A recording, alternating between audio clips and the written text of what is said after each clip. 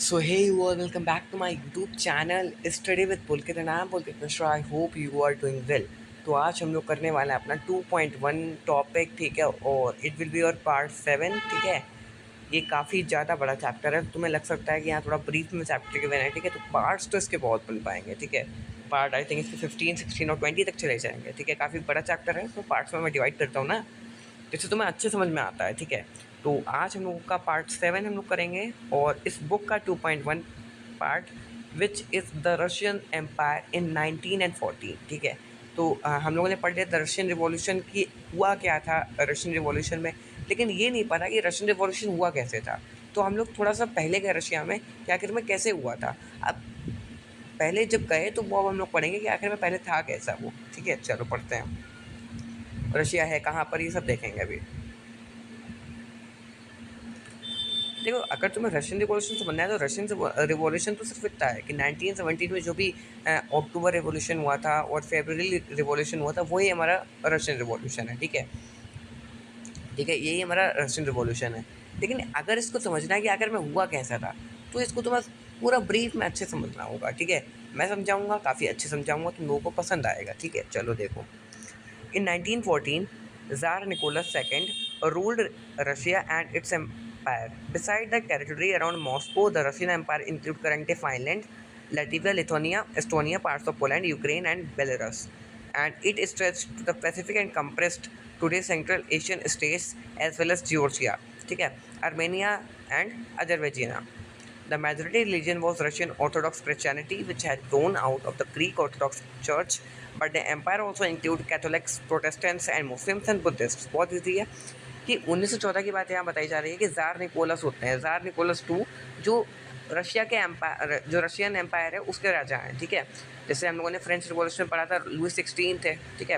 As same it's like Russia में जो राजा है उनका नाम है ज़ार निकोलस टू, ठीक है। तो ये रशिया एम्पायर, जो रशियन एम्पायर था उसको संभाल रहे थे, उसके राजा थे, ठीक है, उसकी देखभाल कर रहे थे।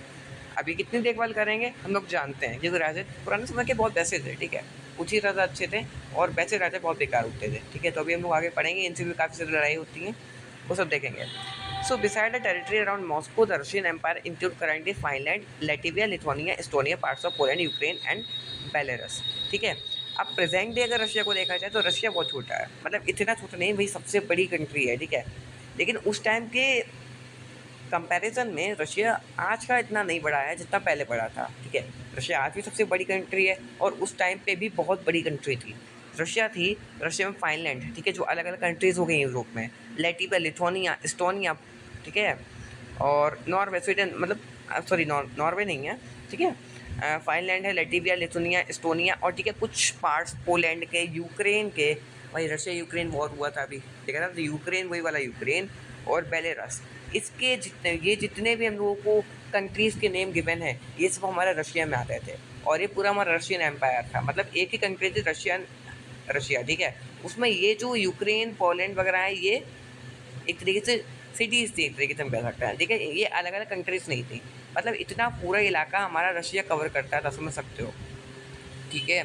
और इसमें ये कुछ एशिया के स्टेट्स भी कवर करता था, जैसे जॉर्जिया स्टेट का, यहाँ मतलब है कुछ एशिया के जैसे कंट्रीज़ ये कवर करते था, फिर जॉर्जिया, आर्मेनिया और अजरबैजान, ठीक है। ये कुछ कंट्रीज़ थी जो एशिया के भी ये कंसिस्ट करता था, ठीक है। तो इसमें रिलीजन देखो, अब हर कंट्री है तो कंट्री में रिलीजन भी होंगे। तो रशिया में जिसका रिलीजन था वो ऑर्थोडॉक्स क्रिश्चियनिटी थी, ठीक है। मेनली क्रिश्चियनिटी का रिलीजन था कि वहाँ जो लोग थे वो क्रिश्चियनिटी में थे, मतलब क्रिश्चियंस थे अधिकतर, ठीक है। कुछ मुस्लिम्स भी थे, और क्रिश्चियनिटी को भी वहाँ पर डिवाइड कर दिया गया था, कैथोलिक्स और प्रोटेस्टेंट्स। आगे पढ़ेंगे, अभी इसमें नहीं है, आगे आएगा तुम्हारे में, ठीक है। अगर मैं कैथोलिक्स कौन थे, प्रोटेस्टेंट्स कौन थे, अभी इतना समझो कि क्रिश्चियनिटी थी रशिया में ज़्यादा, ठीक है। और जो क्रिश्चियनिटी थी वो डिवाइडेड थी इसमें कैथोलिक्स और प्रोटेस्टेंट में, ठीक है। कुछ मुस्लिम्स भी थे वहाँ पे, बुद्धिस्ट भी थे, ठीक है।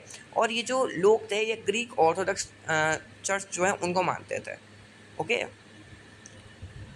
समझ में आया। सो ये आज का हम लोगों को टॉपिक है द रशियन एम्पायर इन 1914, जो हम लोगों ने कंप्लीट कर दिया। क्या क्या पढ़ा 1914 में, हम लोगों ने पढ़ा कि बेसिकली में एक किंग आते हैं जिनका नाम है ज़ार निकोलस सेकेंड, वो रशियन एम्पायर को बेसिकली संभालते हैं और देखते हैं रशियन एम्पायर में क्या चल रहा है, ठीक है। वो किंग है बेसिकली, ठीक है।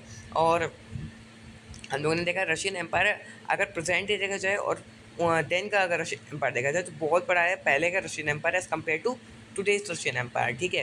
तो उस टाइम पे क्या था कि रशिया में बहुत सारी कंट्रीज जैसे जो आज अलग अलग हो गई हैं, ठीक है, जैसे यूक्रेन है, पोलैंड सही है, ये जो कंट्रीज अलग अलग हो गई हैं, एस्टोनिया वगैरह, वो सब मर्जअप थी, ठीक है। और इतनी बड़ी मतलब रशिया थी, ठीक है। फिर ये आगे कैसे भी डिवाइडेड हो गई थी वो हम लोग आगे पढ़ेंगे, ठीक है।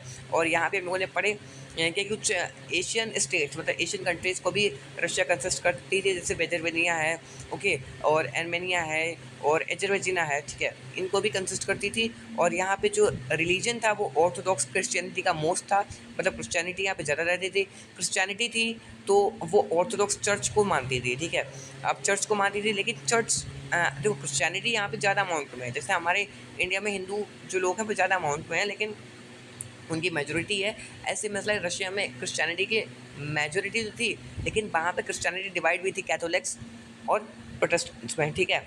लेकिन वहाँ पर कुछ अलग भी जातियाँ थी जैसे मुस्लिम्स और बुद्धिस्ट की जातियाँ भी थी, ठीक है। आई होप समझ में आया होगा। Thanks for watch my video, I hope अच्छा लगा होगा, ठीक है। ये देख सकते हो कितना बड़ा रशियन एम्पायर यहाँ पे गिवन है, ठीक है, देख सकते हो तुम कितना बड़ा रशियन एम्पायर गिवन है। यहाँ फ्रांस है और बहुत बड़ा रशियन एम्पायर गिवन है यहाँ पे, ठीक है, तुम देख सकते हो। इतना देखो ये बल्गेरा वगैरह है और अल्वेचना वगैरह सब रशियन में आता था, ठीक है। आई होप अच्छा लगा होगा आज का पार्ट, ठीक है। Thank you for watching my video, bye bye.